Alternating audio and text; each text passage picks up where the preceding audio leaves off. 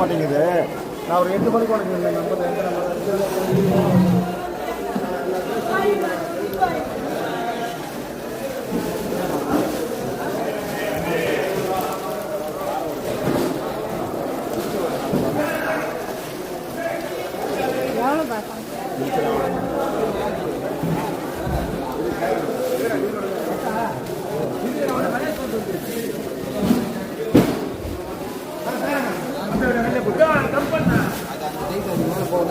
நான் பெரிய நான் முக்கால் கிலோ சொன்னேன்.